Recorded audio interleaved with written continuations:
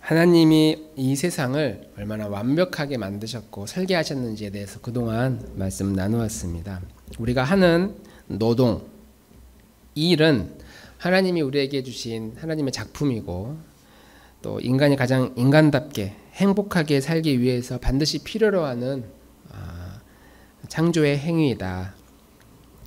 그리고 우리가 일하는 것은 하나님이 창조하셨던 것처럼 그 창조에 동참하는 일이고 이 창조된 세계를 잘 돌아가도록 하셨던 그 섭리에 참여하는 일이다 하는 내용을 함께 말씀 나누었습니다. 저는 이제 이 책을 쭉 읽으면서 이제 궁금한 게 하나 생겼는데, 그러면 우리는 일을 하는 것이 하나님의 창조의 섭리라면 언제까지 일할 것이냐? 언제까지 일할 것이냐? 우리의 삶은 보통 은퇴 이후를 생각하잖아요. 그리고 과거에는 은퇴하면 푹 쉬어야지 이런 생각을 가지고 있었다가, 물론 최근에는 은퇴 후에도 제2의 삶을 준비하는 이들이 많아졌습니다. 물론 그 준비가 단순히 경제적인 것만 준비하는 것이 아니고 매월 연금이 있고 또 노후가 보장이 되었어도 생각보다 괜찮은데요, 분위기가. 노후가 준비되었어도 하루 24시간을 그냥 먹고 자고는 할 수 없으니까 뭔가 보람 있는 일할 거리를 찾는, 일 자체를 목적으로 하는 분들이 많아졌죠. 그리고 어떤 일을 할 수 있을까 준비하는 이들도 많아졌습니다. 그래도 우리는 한 80, 90 이제 몸에 힘이 없으면 거의 일을 못하는 상황이 되는데, 그렇게 일이 없는데 하나님의 섭리는 일하는 것을 위해 우리가 지음받았기 때문에, 그러면 마지막 노후의 삶은 불행해지는 건가? 일을 할 수 없으니까. 그리고 언제까지 우리는 일할 것인가? 이런 질문을 스스로 하게 됐습니다. 천국에 가도 일을 한다. 어떻게 생각하세요? 엔지수사님, 천국에 가도 일을 할 일이 있을까요? 있었으면 좋겠어요? 오, 좋습니다. 주영 사모님은 혹시 천국에 가도 일이 있다, 없다? 있어도 괜찮을 것 같아요. 거기서도 학생들 가르치고 공부방 모집하고 외국어 배울 사람 오라고 하고 모았더니 다 방언하고 있어서 다 외국어 다 할 수 있는, 중국어가 쓸모없는 언어가 되겠네요, 천국에서는. 뭐 한국어도 그렇고. 천국 가서 우리 뭐 할까요? 무슨 일을 할 수 있을까요? 우리가 배우기로는 천국에 가면은 다른 일을 안 하고 하루 종일 하나님을 찬송하고 예배하고 기도하고 찬송하고 예배하고 기도하고 그 일을 한다고 저는 이제 배웠어요. 들어본 적 있는지 모르겠는데 얼마나 지루하겠어요. 하루 종일 이렇게 모여가지고 자 우리 예배합시다, 예배드리고 찬송하고 기도하고 계속 하나님 나타나 하나님 진행하신다 하면서 막 박수치고 그분 막 즐거워하고 하루 종일 그것만 하는데 영원토록 그렇게 한대요. 되게 지루할 것 같다.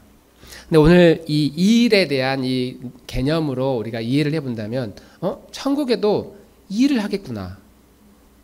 사람들을 가르치는 일을 할 것이고 무엇인가 만드는 일을 할 것이고 새로운 기술을 계속 개발해내서 이 기술이 계속 발전하는데, 지금 우리가 살고 있는 이 시대의 기술과는 비교할 수 없을 만큼 뭔가 다른 것이겠지만, 상상할 수 없는 영역이겠지만 계속 일을 하겠구나.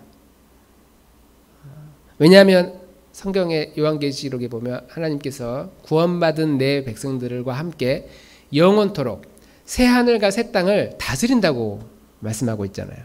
우리는 다스리는 일을 하는데 다스림을 받는 대상이 있을 거 아닙니까? 누군가를 계속 다스리고 통치하는 것은 결국 우리가 어떤 역할들을 하게 되고 일을 하게 될 것이다. 노후 준비가 아니라 영혼 준비를 해야 되는 것이 우리 그리스도인들에게 필요한 것이다 라고 말할 수 있을 것 같습니다. 하나님이 지으신 이 세상이 선한 곳이고 또 그곳에서 일하는 우리들은 하나님의 이 선한 창조 세계를 유지하고 발전시키는 데 우리는 이제 부름을 받았고, 그래서 일주일 동안 우리 각자 자리에서 열심히 살아가는 것이 의미 있고 보람 있는 일이다. 그리고 지금 내가 하고 있는 이 일이 될지 아니면 또 다른 일이 될지 어쨌든 내가 어떤 이 일에 대한 태도, 무엇을 하든지 그게 뭐 기술을 만드는 일이든 뭐 문화를 만드는 일이든 뭐 돈을 버는 일이든 그 일에 대한 태도는 영원히 갈 것이다. 하나님 나라에 가서도 사용되어질 것이다. 그래서 하나님이 우리를 그렇게 게으르게 못 살게 하는 것 같아요. 게으름이 하나님의 우리 단순히 성향이 아니라 하나님 볼 때 죄의 열매이다. 끊임없이 우리를 깨트리고 우리의 삶을 갈고 닦고 문화를 만들어내도록 해서 그렇게 일에 대한 태도를 막 다듬으셔가지고 결국 천국에서 하나님 나라에서 꼭 필요한 존재로 우리를 사용하지 않으실까. 그런 의미로 우리는 이 땅에서 열심히 한 주 동안도 살아갑니다. 그러나 현실적으로 한 주간을 돌아보면 우리가 의미 있는 삶을 살았느냐, 일주일 동안 진짜 토요일만 되면은 보람이 있고 뿌듯한 그런 시간을 내가 보냈느냐, 대부분 불만족스러울 거라고 생각합니다. 그리고 후회가 돌아올 거라고 생각합니다. 왜냐하면 우리가 살고 있는 이 세상은 이렇게 이론적으로 생각하는 것과는 완전히 다르게 진짜 피곤하고 짜증나고 당장 그만두고 싶은 그리고 기술이 아무리 발전하고 문화가 발전해도 해결할 수 없는 일들이 굉장히 많아지고 있기 때문이죠. 질병, 죽음, 이번에 폭우 같은 자연재해, 역사적으로 계속 있어왔던 전쟁, 여러 세대 간의 갈등, 민족 간의 갈등, 이런 여러 갈등들이 우리 인류를 과거에도 그랬고 앞으로도 계속 반복될 것이기 때문이다. 그래서 이런 반복되는 불행의 역사에 심취한 사람들이 굉장히 허무주의에 빠집니다. 해도 결국 나라는 계속 갈라진다. 진리는 없다. 아무리 진리라고 해도 다 결국 타락하고 정의라고 하는 것들도 다 상대적이다. 이런 염세주의에 빠지게 되는 또 그런 모습들도 우리에게 있습니다. 그래서 왜 우리에게 이런 불행의 역사가 반복되는가? 많은 학자들이 역사적으로 연구하고 불행한 이 시대를 해결하기 위한 다양한 이론들이 있었지만 성경은 아주 명료하게 이야기합니다. 인간이 죄에 빠졌고 하나님으로부터 멀어졌기 때문에 나타나는 모든 증상들이다. 인간은 죄에 빠졌고 그래서 인간과 하나님 사이의 관계가 멀어졌기 때문에 지금 우리가 눈으로 보는 혹은 우리 내면에 있는 수많은 이런 부정적인 요소들이 바로 거기에서부터 시작된다라고 말할 수 있습니다. 창세기 3장에 보면 죄를 지은 아담과 하와가 이제 이렇게 가장 먼저 느낀 부분을 이렇게 기록합니다. 3장 7절 말씀 같이 한번 읽어볼게요. 시작. 이에 그들이 눈이 밝아져 자기들이 벗은 줄을 알고 무화과 나무 잎을 엮어 치마로 삼았더라. 한 번도 느끼지 못했던 감정이었겠죠. 자기가 벗고 있다는 사실을. 그래서 부끄러움을 느꼈다는 거예요. 왜냐하면 창세기 2장에 보면 하나님께서 하와를 허락해 주시고 두 사람이 벌거벗었으나 부끄러워하지 않았다 이렇게 표현하는데 이 3장에 보면 죄를 지은 이 아담과 하와가 눈이 밝아져서 자기가 벗고 있다는 것을 발견해서 이제 가르기 시작합니다. 단순히 문화 자체가 당시는 농경사회였고 이런 과학기술이 발전하지 않는 그리고 시대였기 때문에 그리고 문자적으로 당시 이 아담과 하와가 느꼈던 이 부끄러움이라는 게 옷을 벗고 있기 때문에 부끄러움을 느꼈다는 것만 의미하는 건 아니거든요.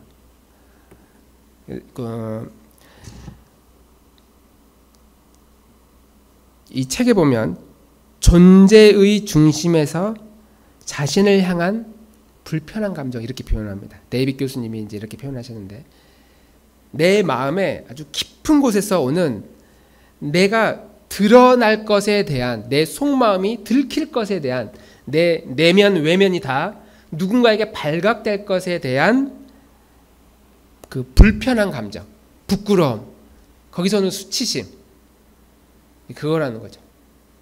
저는 가끔 꿈속에서 그런 꿈을 꾼 적이 있거든요. 아침에 출근하는데 분명히 집에서는 머리도 감고 옷도 다 입고 나왔는데 출근하다 보니까 바지를 안 입고 출근한 적이 꿈속에서 그런 꿈 안 꿔보셨나요? 저만 꾸셨나? 그래서 순간적으로 너무 당황스러워가지고 막 집으로 달려갔는데 몸이 말을 막 안 듣고, 그래서 어디론가 숨었던 그런 기억. 내가 분명히 나는 옷 다 입고 나왔는데 왜 바지를 왜 안 입고 왔지? 거기서는 부끄러움. 단순히 그런 외적인 부끄러움이 아니라 우리 안에, 내면에 내 속마음이 누군가에게 들킬 것에 대한 불편함.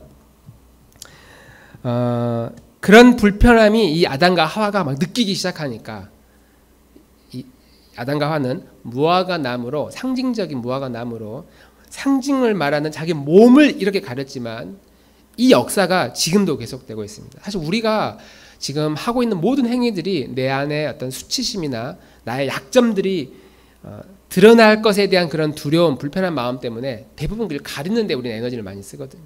돈을 많이 벌어가지고 돈으로 나를 치장하고, 우리가 명품 백을 들고 예쁜 옷을 입고 머리를 꾸미고, 이런 것들은 진짜 내 모습이 실제로 드러나는 것에 대한 그런 불편한 마음 때문에 감추기 위한 우리들의 노력이라고 할 수 있습니다.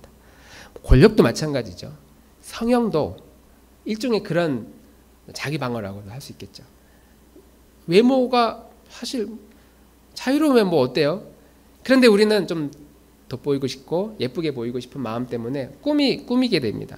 그러니까 이런 것들, 뭐 학력을 만들어서 나를 그럴듯하게, 뭐 좋은 집을 사서 내가 이런 집에서 사는 존재라는 것으로 나를 꾸미고 싶고, 뭐 요즘 우리 젊은 세대 워라벨, 나는 괜찮아, 난 돈 좀 없어도 돼, 나 이렇게 편해, 나 행복해 라고 자기 자신을 난 괜찮다라고 하는, 실제로 내 속마음이 어떤지 자기 자신이 들여다볼 겨를도 없고, 누군가가 그것을 딱 집어내는 것도 불편하고, 자기만의 나름 방식으로 자기를 이렇게 포장하는 삶들이 이 무화과 나무로 우리를 가리는 삶이다. 나의 부끄러움이 드러나지 않기 위한 것이다 라고 말할 수 있습니다.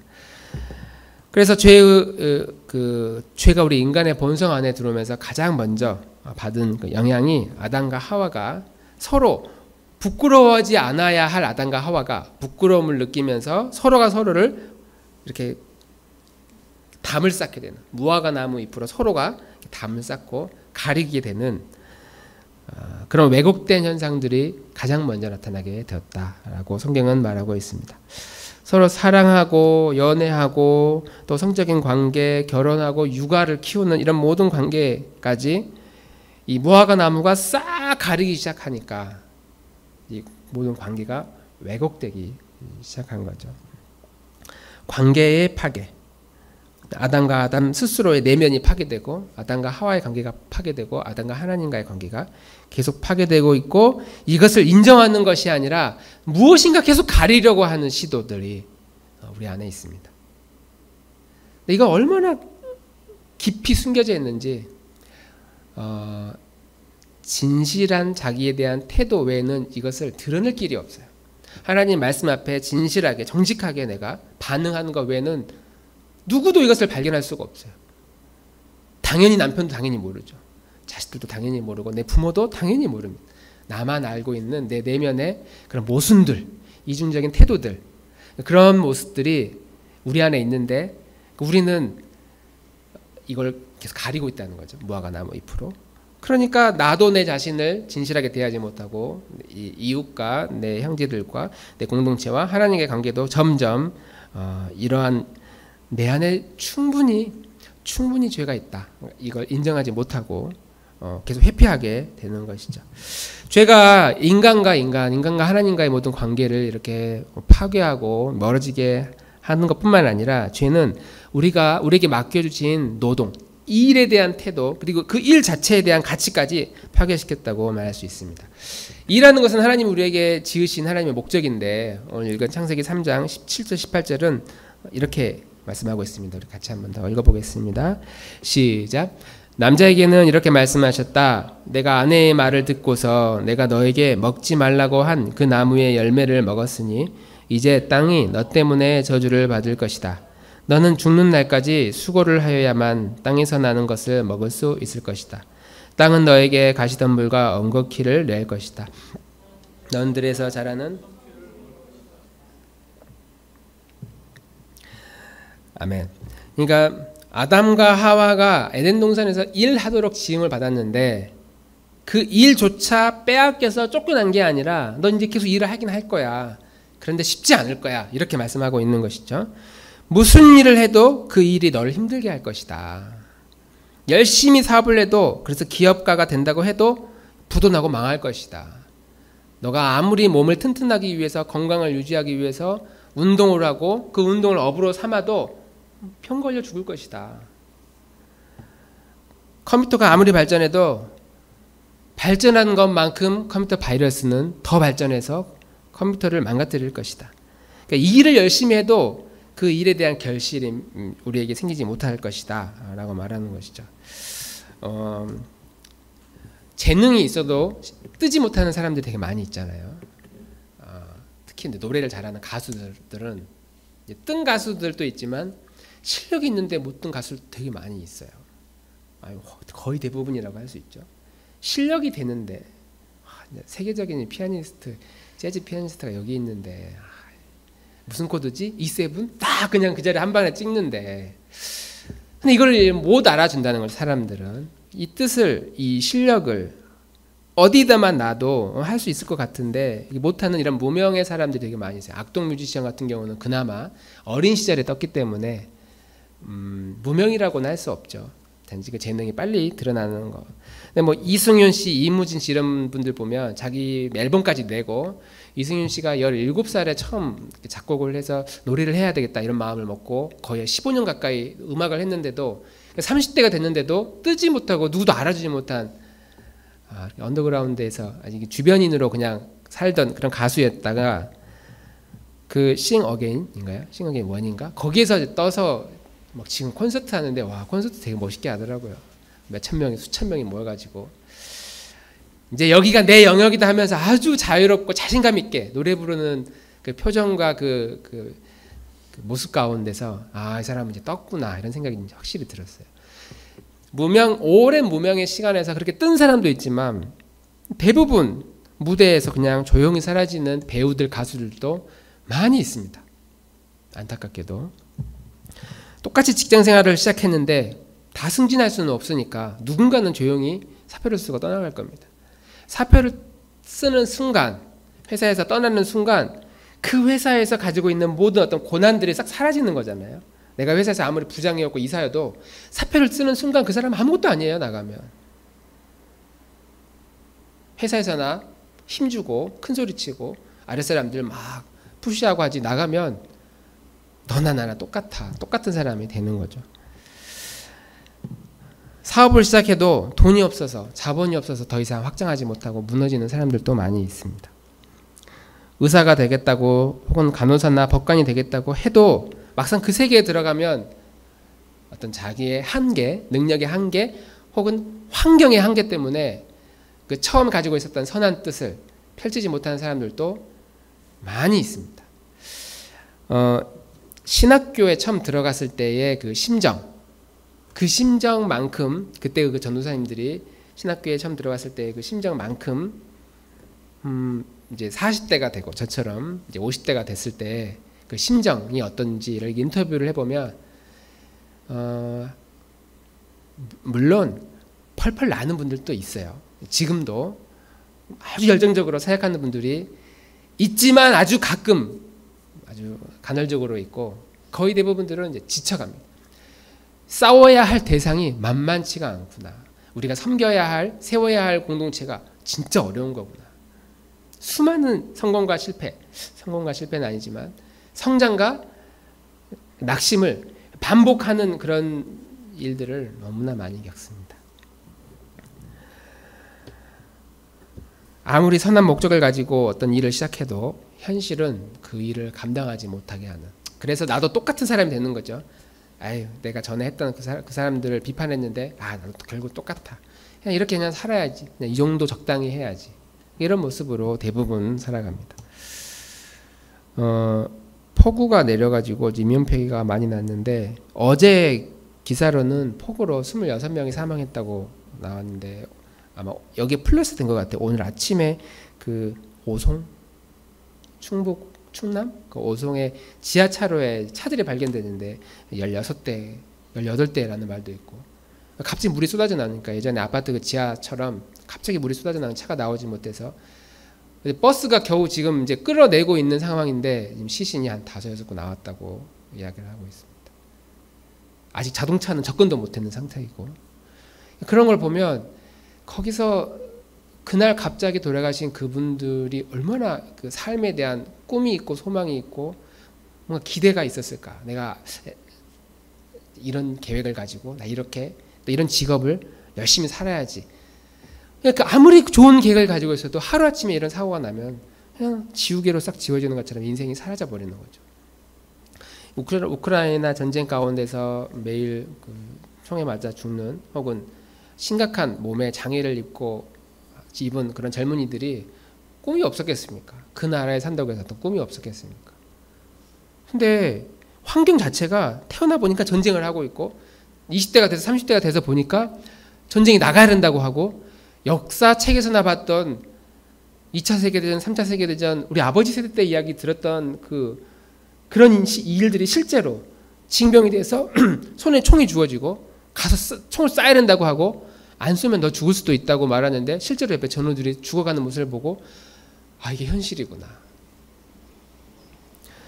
그런 환경적인, 또 우리가 살고 있는 시대적인 그런 일들이 우리가 어떤 일들을 계획하고 또 재능이 있고 그 재능을 펼치기 위해서 준비를 했다고 하더라도 한순간에 다 쓸어버릴 수도 있더라. 아무리 우리가 열심히 노력해도 하나님이 오늘 말씀에 땅에게 하신, 또 인간에게 하신 그 저주와 같이 엉겅퀴와 가시덤불이 계속 우리 인간의 역사를 괴롭힐 것이다.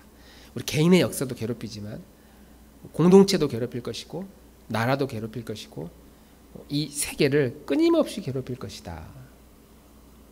그래서 우리는 뉴스를 보면서 그런 마음을 가지고 있어야 됩니다. 그런 어려움들을 만날 때마다 타락한 인간의 모습이 이러한 열매를 주었구나. 누구와 관계가 틀어질 때마다 부패한 죄가 내 안에 아직도 가득 차 있어서 이렇게 관계가 깨어지고 있다.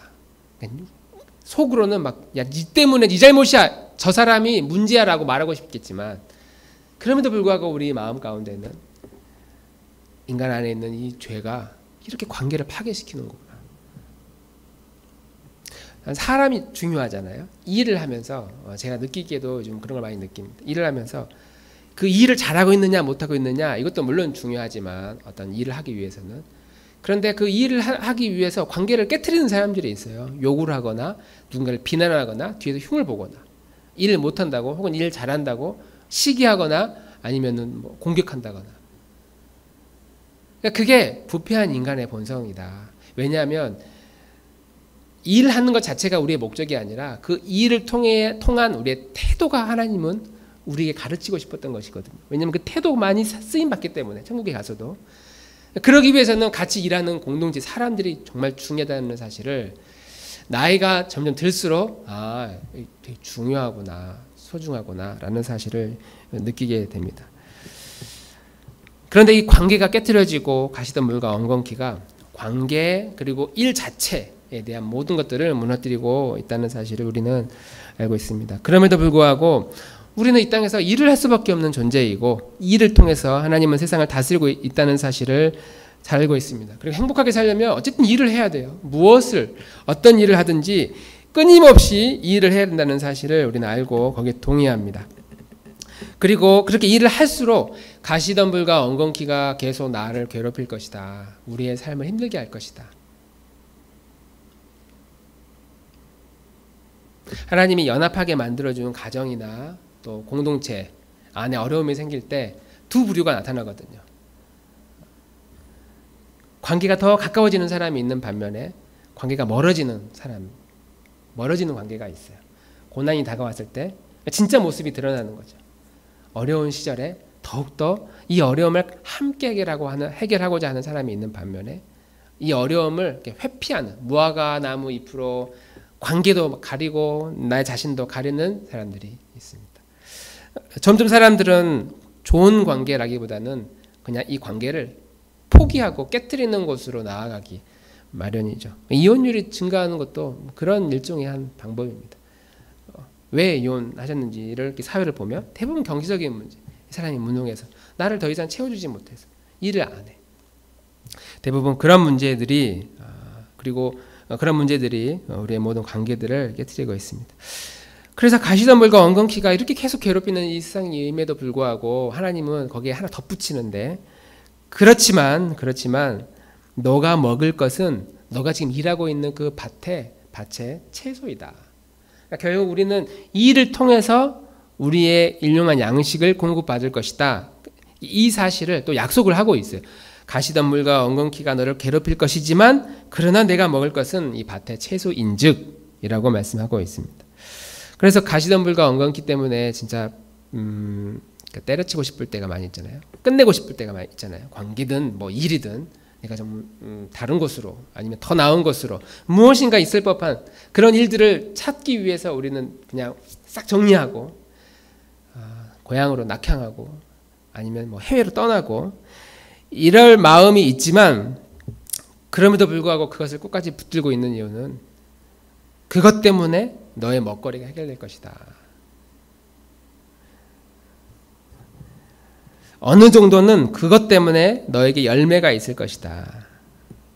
그리고 그 열매가 하나님의 은혜로 이 땅에서 주신 것이라면 뭐 감사할 일이지만 열매가 없다고 할지라도 그러니까 무명의 가수를 시작해서 이제 다 싹 정리하고 전혀 다른 일로 넘어간다고 하더라도 하나님은 우리가 무엇인가를 하기 위해서 흘린 수고와 땀, 열정 이런 건 보고 계신다는 거죠. 왜냐하면 그것만이 그 태도만이 마지막 날에 끝까지 사용할 하나님 나라의 선한 도구이기 때문입니다. 하나님 나라에 가서도 우리는 계속 일을 해야 되는데 어떤 일을 할 것이냐 지금 우리의 관점으로 보면 좀 하기 좋은 일, 편한 일 좀 그럴듯한 일을 하겠지만 하나님 나라에 가서 하는 일은 이런 생각을 해봤어요. 화장실 청소하는 일도 즐겁지 않을까? 누군가를 뒷바라지하는 일도 보람이 막 느껴지고 막 소망이 생기고 막 즐거운 마음이 내가 이걸 이렇게 누군가를 챙겨줘서 이 사람이 뭐 아담이 예를 들면 아담이 나가서 열심히 일을 하는 것 그것을 보기만 해도 막 즐겁고 지금 우리 전 세계적으로 한 110m 정도 가장 높은 빌딩인데 하나님 나라에서 이번에 프로젝트가 5,000m짜리 빌딩을 짓는데 와 막 기술자들이 싹 모여가지고 근데 막 설계가 되고 그 이론이 그 공법이 막 만들어지고 그래서 5,000m짜리 딱 세워졌는데 저 밑에 1층에 벽돌 하나 만들었다는 그 뿌듯함이 그 보기만 해도 천국 백성으로서 야 내가 저 5,000m짜리 저 밑에 벽돌 하나 세웠어라는 것만으로도 보람이 있고 많은 사람들이 그것을 인정해주고 서로 기뻐해주는 그런 관계. 천국에 가서 그런 게 있다면 야 어떤 일이든지 즐겁겠다, 재미있겠다. 근데 그걸 하려면 이 땅에서 우리가 흘린 모든 수고와 땀과 그런 노력들에 대한 태도, 그것을 감사하고 이것이 하나님 나라에 들어갈 하나님 나라에서도 계속 하나님 나라를 통치하고 다스리는 한 방법이 되고 한 도구가 되고 내가 하고 있는 이 일이 어떤 직업이든지 어떤 삶의 영역이든지 그 일 자체를 의미를 가져다주고 우리를 행복하게 하는데 필요한 아주 중요한 도구가 되어진다라고 우리는 말할 수 있습니다. 이 저자는 책에서 이제 이렇게 이야기를 해요. 제가 좋아하는 J.R.R. 톨킨 그 반지의 제왕을 쓴 그 작가가 니글의 이파리라는 책을 썼는데 책 내용을 소개하는 영상이 하나 있어가지고 제가 설명하는 것보다 영상을 한번 보고 함께 나누면 좋겠습니다. 천국이 바로 이러한 모습일 것이다. 우리가 이 땅에서 하고 있는 이 일이 얼마나 가치 있는 일인지를 보여주는 영상입니다.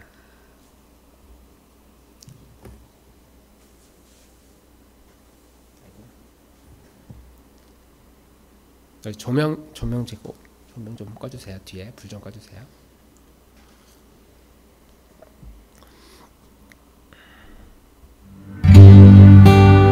존 로널드 로얼 톨킨의 소설 니글의 이파리는 일상의 소중함을 잘 다루고 있습니다. 화가인 주인공 니글은 이파리로 시작해 나무와 마을까지 그리고 싶은 꿈이 있었지만 다양한 선행을 하다가 결국 이파리 하나를 그리고 죽습니다. 그가 죽어 천국으로 가는 여행길에서 니글의 마을이라는 곳을 보는데 그곳에 자신이 생각했던 나무와 마을이 존재하는 것을 보고 탄성을 지르는 장면이 있습니다. 이 소설은 우리의 인생이 계획한 대로 결과가 이루어지진 않지만 그 방향이 맞다면 우리의 수고는 마지막 날에 열매를 맺게 되리라는 것을 알려줍니다. 우리는 하나님 나라를 이 땅에서 완성하는 사람들이 아니라 하나님 나라가 저기 있다고 보여주는 화살표로 존재합니다. 노력해도 나무 하나 그리지 못하고 이파리 하나 남기는 인생일지 모르지만 천국에서는 우리의 작은 순종과 선행으로 하나님 나라가 완성되었다고 예수님은 인정해 주실 것입니다. 작은 퍼즐같이 아무것도 아닌 내 인생의 선행도 위대한 하나님 나라의 퍼즐 안으로 들어갈 때 아름다운 작품 속에 어울리게 될 것입니다. 모든 선한 수고에는 선물이 있습니다.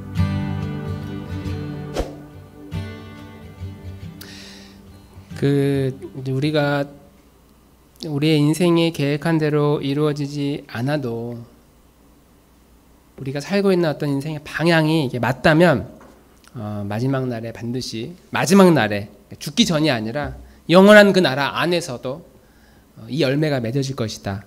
이 톨킨의 메시지가 굉장히 도전이 됐습니다. 우리가 천국에 들어갈 때 누가 우리를 보고 박수를 쳐줄 수 있을까? 단순히 천국에 들어왔다는 것 자체만으로도 박수를 쳐주는 것이 아니라 그래 너 이 땅에 가서 살다가 뭐 하다 왔니? 라고 물어봤을 때 만약에 어떤 업적이 있거나 뭔가 이 세상에 무엇인가 한 기여한 공동체를 크게 세웠다거나 아니면 큰 사업을 통해 아니면 선한 복지의 어떤 일들을 많이 했다고 하더라도 그런 걸 보고 천사들이 천군 천사들이 우리를 막 보고 박수 쳐줄까? 이 니글의 이파리의 그 가르침들을 보면 그런 걸로 우리를 평가하지 않는다라고 이해할 수 있습니다. 진짜 그렇게 따지면 여기 계신 우리들은 진짜 초라한 천국에 입성할 거예요. 옆에 유명한 누군가가 같이 문을 딱 들어가는데 저 사람이 바로 지구에 이 땅에 있을 때 누구래? 이름만 대도 다 아는 사람이었고 우리는 이름 대도 누군지도 모르는 천국에 그 사람이 왔어라고 할지도 모르는 진짜 무명의 그리스도인들이거든요. 이런 태도로 본다면 우리는 아무것도 아닌 사람들이지만 하나님이 우리를 볼 때 우리가 이 땅에 그거 하고 있었느냐? 하나님 나라에 대한 큰 그림, 큰 소망을 품고 그걸 기대하면서 무엇인가 이파리 하나 그리고 있었느냐? 내가 지금 하고 있는 이 나무의 이파리는 도대체 어떤 나무를 그리려고 하는 것인가? 그런 기대와 그런 소망이 우리의 마음 가운데 있느냐? 그런 게 없이 그냥 그 나라에 갔을 때는 그거야말로 갈 수 있을지 모르겠지만 그거야말로 초라하지만 그런데 이 땅에서 아무것도 못했어. 그런데 마음 가운데 하나님 나라에 대한 소망이 있고 주님이 이 땅에 통치하실 때 마치 이렇게 하실 거야 라는 그런 마음으로 우리의 연약함과 부족함이 있음에도 불구하고 무엇인가 계속 시도하려는 거. 이 니글의 이파리가 이 화가인데 그림을 그리려고 하는데 계속 일이 생겨요. 누가 도와달라고 하고 뭐 해야 된다고 그림을 그리다가 바빠서 못하고 마음의 여유가 없어서 못하고 그런데 계속 나 지금 이렇게 또 그리려고 하고 나 이런 것도 하려고 하는데 어느 날 보니까 그 물감이 떨어지고 페인트가 다 사라지고 도둑 맞고 막 그런 일들이 있으니까 결국 못 이루고 천국에 가거든요. 하나님 나라에 들어가거든요. 근데 거기 가니까 내가 하려고 했던 게 다 그려져 있어. 우리의 인생이 이 나무 이파리 하나 밖에 그리지 못하고 세상을 떠난다고 할지라도 우리가 어떤 꿈꾸는 마음에 그림이 있다면 내 마음에 비전이 있다면 소망이 있다면 나 이런 나라가 이런 삶을 살아야 되겠다. 또 이런 공동체를 이런 세상을 나를 통해 사용되어지도록 내가 쓰임 받아야 되겠다. 그런 일들을 기대하면서 살아갈 때에 여전히 가시덤불과 엉겅퀴가 계속 앞에 있어가지고 그걸 못하게 해요. 방해해요. 그래서 아무것도 하지 못한다 할지라도 이 소망은 우리에게 더욱 힘을 주실 것입니다. 이 소망은 우리가 가야 할 이 믿음의 길을 멈추지 않고 계속 가도록 할 것입니다. 모든 사람이 죄를 범하였으며 하나님의 영광에 이르지 못하는 이 시대에 있다 할지라도 우리가 이 소망을 가지고 계속 나아간다면 마지막 날 주님은 그 소망을 보고 우리를 평가하시며 우리를 향하여 우리 위로하시고 우리의 눈물을 닦아주시는 그런 놀라운 일들을 허락해 주실 것입니다. 마지막 날 주님이 오셔서 우리의 모든 슬픔과 우리의 눈물을 닦아주실 그 날들을 기대하면서 우리의 현실 뛰어넘는 하나님 나라의 소망으로 살아가는 나눔의 공동체가 되기를 주님의 이름으로 축복합니다. 우리 함께 기도하도록 하겠습니다. 찬양하도록 하겠습니다.